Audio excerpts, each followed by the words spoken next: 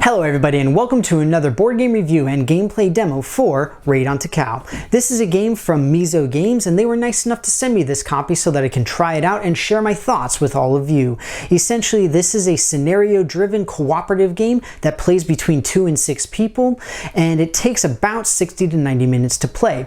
It takes place in the fortress city of Takao during World War II while the US active bombing runs are occurring, with the simple idea of being you need to survive and you need to succeed at whatever the particular scenario is. Throughout the game, you'll be doing resource management, you'll be doing movement management, area management, damage control, all sorts of other different things. There's a lot going on with this game, and it's really fascinating the way that it all fits in kind of nicely. But with that, we're going to jump right into what this game is similar to. As far as similarities are concerned, there are two major ones that I wanted to mention. First and foremost is Dead of Winter.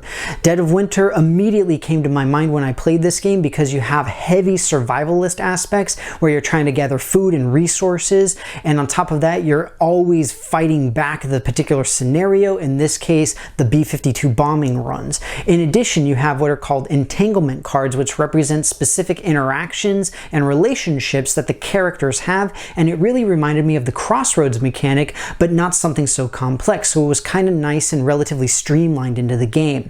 The second major comparison I wanted to make was with Pandemic. In Pandemic, as in Raid on Takao, you are actively always trying to reduce potential damage. You're always doing damage control. In the case of Pandemic, you're always trying to get cubes off the board. In the case of Raid on Takao, you're trying to repair buildings after they've been bombed out. You always have that sort of group planning, group think, all of that kind of thing going on. And depending on the scenario, you'll have to figure out who's going to go for the scenario item, who's going to fix this, who's going to get that, all of that kind of stuff. So a very similar feeling in that sense. But with that, we're going to jump right into how to play Raid on Takao. Alright everybody, we're just about set up and ready to start playing Raid on Takao.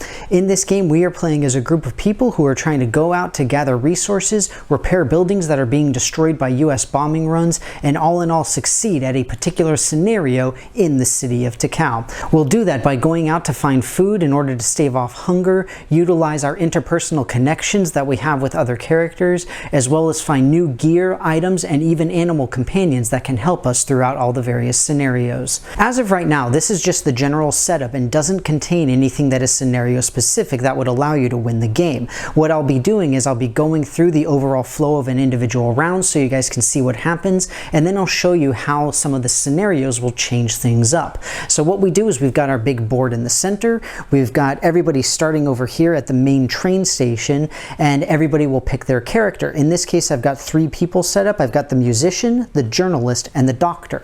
After that, we will go to the board and we take resource cards, which are the cards that have this back on them, and anywhere that we see a magnifying glass, we'll put resource cards equal to the number of players that we have in the game. For their individual characters, each player will receive the player board, as well as 2 stamina tokens and a health and despair token, along with their skill icon. The health and despair tokens essentially track how healthy you are and your will to live. If ever those 2 tokens meet, your character is dead and the game is over for the entire party. The stamina tokens will essentially keep track of what actions that you're able to take and what actions you have taken already, while the skill token allows you to use your special ability. This is in addition to the entanglement cards, which will allow you to use your specific interpersonal relationships. They are stacked with number 1, 2, and 3, starting from the top, and the idea is that these will allow you to get permanent bonuses throughout the game, or you will get a permanent regret, as it is called.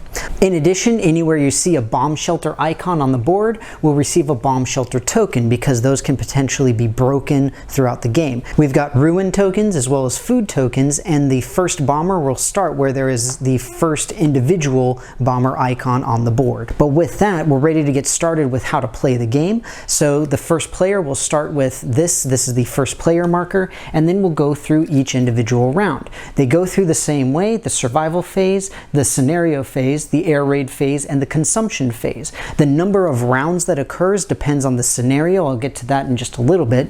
And every player will receive one of these little reference cards to explain exactly what will happen. So during the survival phase, this is when you're actually doing your actions. On your player board, you'll have your stamina tokens right here, and effectively these icons will tell you what you're able to do. For example, if I move a stamina token right here, I would be able to move the musician up to 3 spaces. These are adjacent movements. Now with my, and then everybody else will get to go. With my second token, I'll be able to either do that again, or I can do 1 move and 2 searches, or I can do 1 move and I can do 1 adjacent repair. And I'll explain how that all comes in just a little bit. After everybody has gone and either used all of their stamina tokens or decided to pass, everybody will move their stamina tokens into the hunger section, which we'll get to in just a little bit. And after that, we go into our scenario phase, which is when anything specific to the scenario occurs. After that is the air raid phase. During the air raid phase, you roll a die, and that is the number of spaces that the plane will move. It moves 2 in this case, so I take the plane and go 1, 2, and then it bombs the entirety of the line that it is in front of, and each one of those would get a ruin token indicating that you cannot search, you can't move into it, and you can't do pretty much anything inside of it. After that, we go into the consumption phase. This is where you would use food tokens in order to bring your stamina tokens back up to your cetacean section. So let's talk about those individual actions and what we can do, as well as the cards that we're able to pick up. I mentioned before that we can move, we can search, and we can repair. The way that those work is very, very simple. Let's say that, again, I'm playing as the musician and I want to have 1 move and 2 searches. So then I would move one of my stamina tokens onto that section right there. And so I would move myself right here. And now I can do 2 search actions, which means that I take the top 2 cards from the resource deck. I would then look at them and they go into my hand. There are several different types of resource cards. There are food cards, which have a little piece of bread in the corner.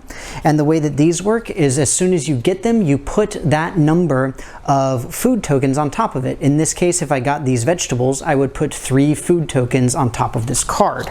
We also have item cards, which are one-time instant use. So for example, we have the Florida water, which decreases your despair by 2. Very exciting there.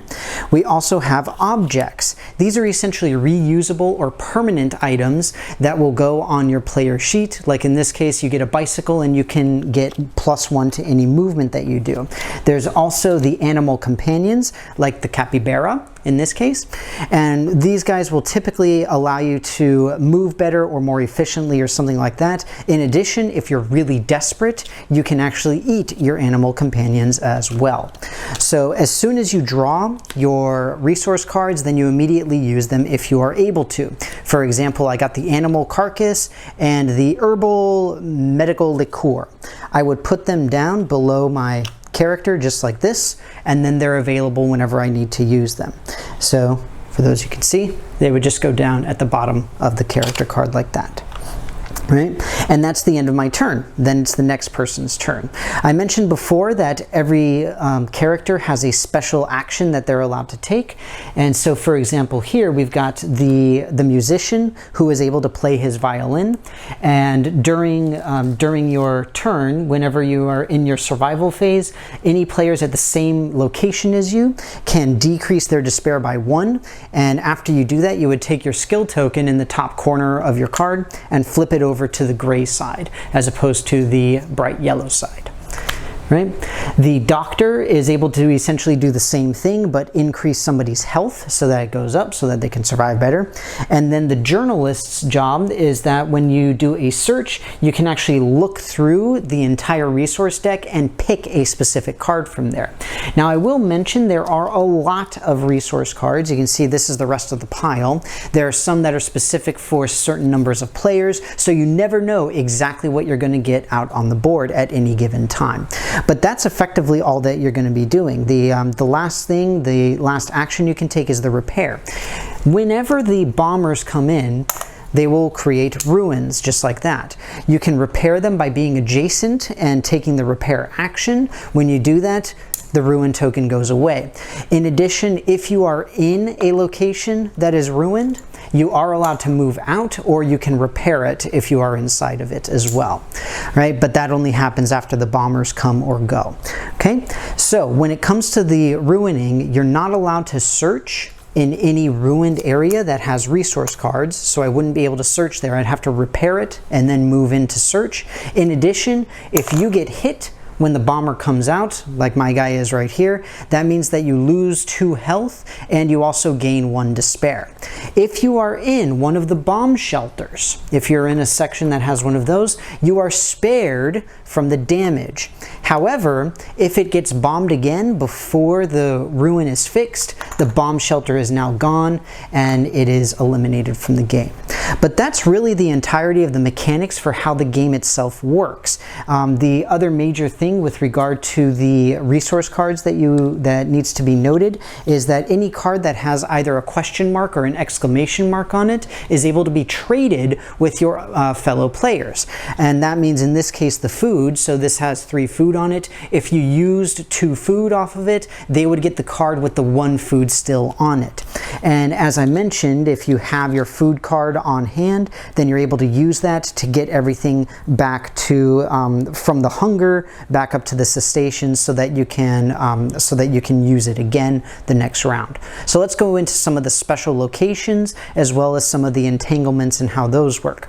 Some of the special locations on the board, we've got religious locations. So we have 3 religions represented in this particular game. We've got 1 right here, 1 right here, and 1 down here. So those are the 3.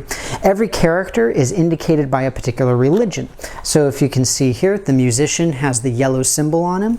So if ever your character is in the same location that represents their religion, their despair goes back down to 0 because they have gone and they have prayed and they have refound their faith, essentially is the idea. In addition, we also have special cards associated with the religions, and these are referred to as the miracle cards, as might be fit. And the idea is that anybody of a particular religion can use these, and it essentially removes hunger tokens from everybody. They're each one-time use though, and you can remove them if you want a harder game, is how it's designed. The other major things that we see on the map as well, we've got railway stations. We've got 3 of them. So we have the main station right here, we've got the port, and then we have the other station over here. You can see the railway tracks going along here. We also have the anchors indicating seaports that you can travel between as one movement, as opposed to taking all of the time to move through the entire thing. Much, much easier. That said, if anything along the road is bombed, you can't travel that particular one. So in this case, if this one was bombed out, then I couldn't go from the main station to the port. I would have to repair that first, and then I'd be able to go.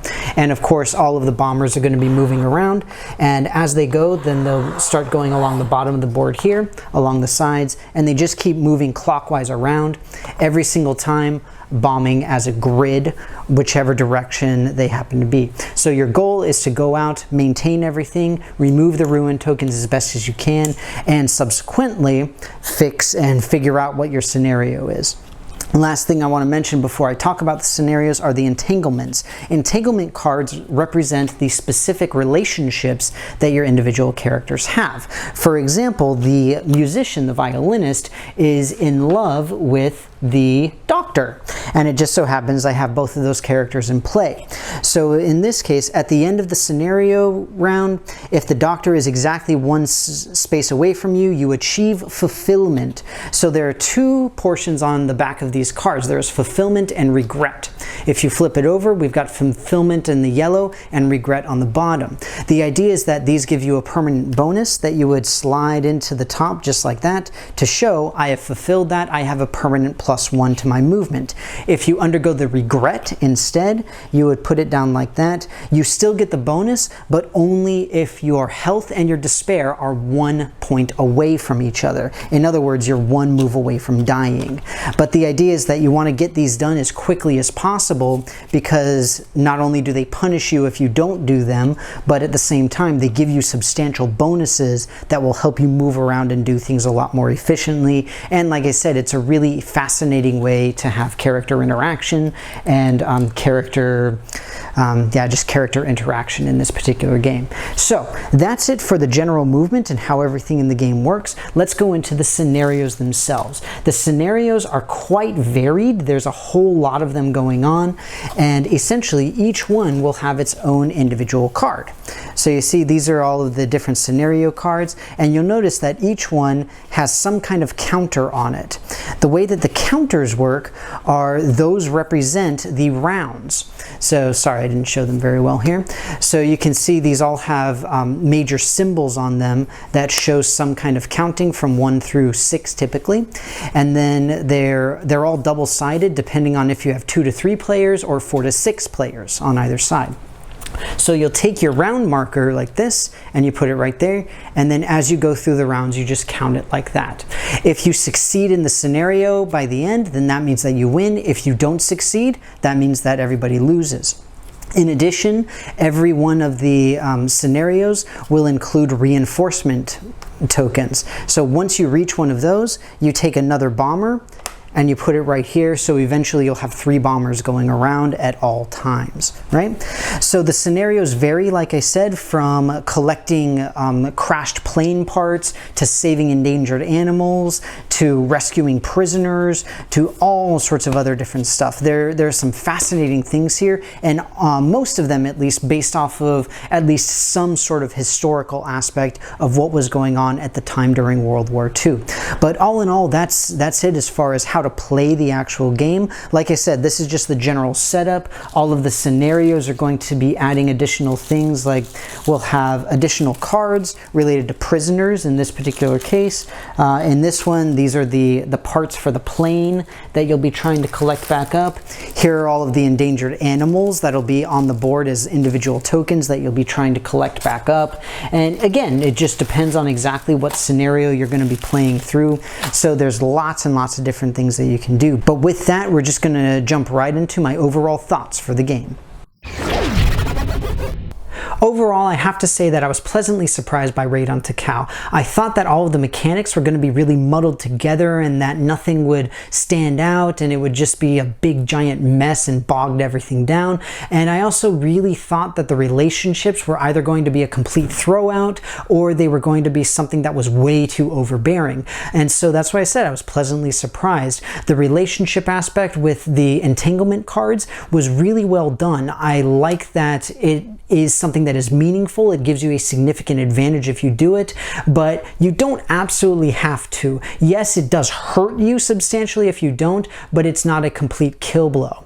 And at the same time, all of the mechanics with regard to working the stamina and the hunger and fixing the ruins, all of that kind of stuff, I thought that it was done very, very nicely, and there wasn't a whole lot of analysis paralysis at the table, especially as we went forward in the rounds for any of the scenarios.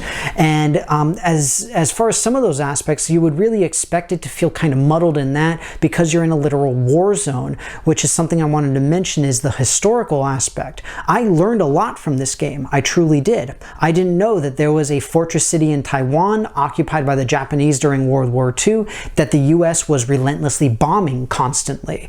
And it's fascinating to see something put into a real world scenario like that. Ordinarily with a survival game, we'll see something like Zombicide or Dead of Winter where you're going against an abstract enemy. In this case, you have not only a very real enemy, but you have very real events that actually occurred. A lot of the scenarios are based off of actual things that occurred in Takao during that time or nearby Takao, and all the other scenarios are just things that make sense that you would see happen during wartime in a city like this.